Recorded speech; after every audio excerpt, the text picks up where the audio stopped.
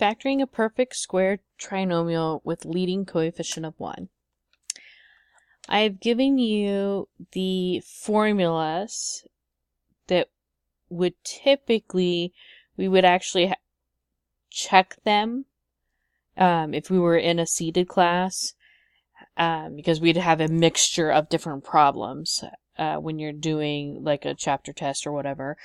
In this particular case, this topic, you don't necessarily need to check it because you know it's going to work. Okay, so for like the exam, of course you can just factor it using our regular factoring, using leading coefficient of 1. Or if you can see that this rule works, then you can use this shortcut. But ultimately that's what this is. It's a shortcut. And so the first thing that I need you to see is that you can take the square root of both numbers.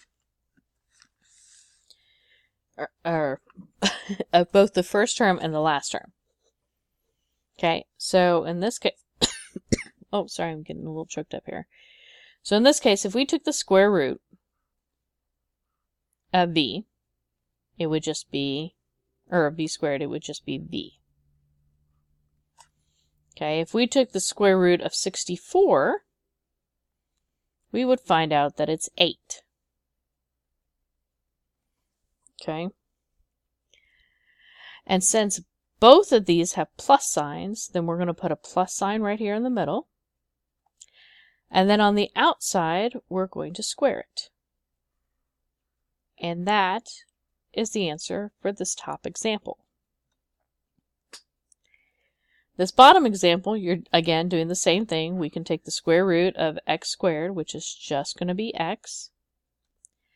And we take the square root of the last number, which is 20, or square root of 25 is 5. Again, you can punch that into your calculator. And the difference here is this has got a negative and a positive.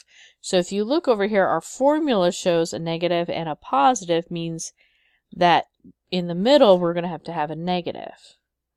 So we put that negative right there and we square it. And that's the answer for the second example.